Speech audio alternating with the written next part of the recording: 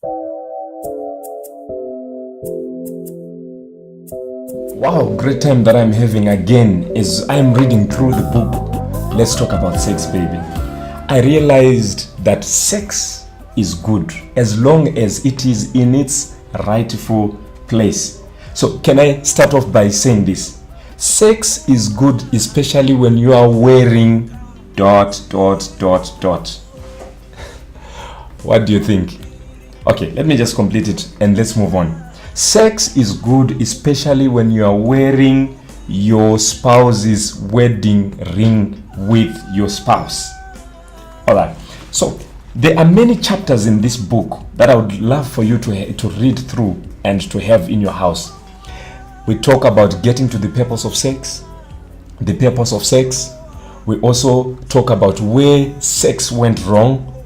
And right now I want to move on to the 4th chapter, which I found very powerful, which I found in my reading. It was very powerful to me.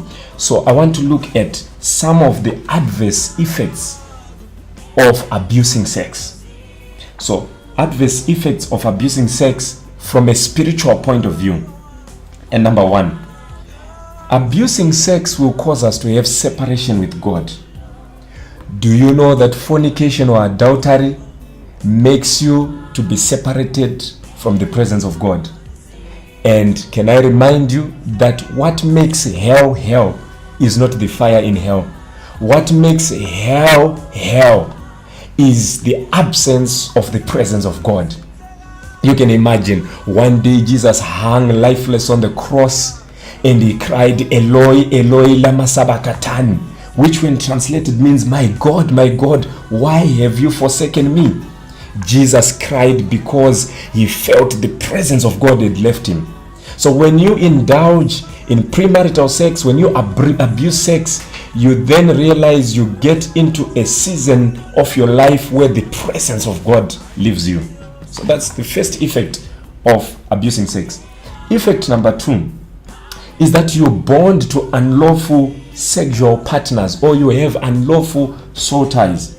You see, the Bible says in the book of 1 Corinthians chapter 6, when you have sex with someone, you are bonded with that person spiritually. Now let me ask you, when you have sex with the 21 people, you are bonded with the 21 different people.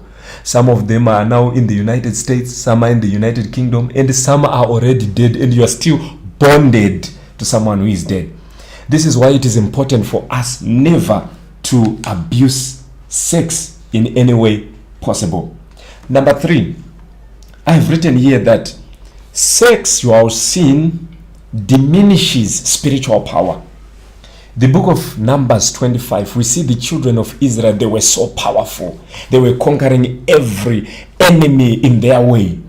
And one day they went into sexual sin, and the Bible says they were defeated. In fact, God fought against them. He became their enemy. So I want you to know that in that day, 24,000 people died because of sexual sin. And even until now, many people are dying because of sexual sin. So, number 4, when you indulge in sexual abuse, the problem is on a spiritual level. Sexual abuse brings in more cases of sin, lies, and even abortion. It's like one sin leads to the other. Let me explain this. When you have sex with someone, then you get pregnant, or you get someone pregnant, the next thing is you are going to lie. Because when people ask you what is happening with you, it seems like your skin is changing. It seems like your countenance is changing. You'll be forced to lie. And after that, you even be forced to make an abortion and destroy someone's blood, destroy someone's life. You see, the book of Jeremiah chapter 2, I'm going to read from this book. It says, also in your skirts is found the blood of the young innocents. I have not found it by secret search, the Lord says, but plainly as I looked into your skirts. You may say that I am innocent, but my anger shall not be turned against you. So you see, when you abort, you destroy maybe the next president of your nation. And all this comes through abusing sex in just 5 minutes. then it invites all these sins to be with you. Okay, some of you might say, but I'm using condoms. Condoms may help you not to have pregnancy. Condoms may help you not to have HIV, but condoms cannot stop the spirit realm from recognizing that you are sinning against God. A condom will not avoid sin. So it's important for you to understand that on a spiritual level, there are adverse consequences that go with abusing sex. Join me as we move on to other adverse consequences of abusing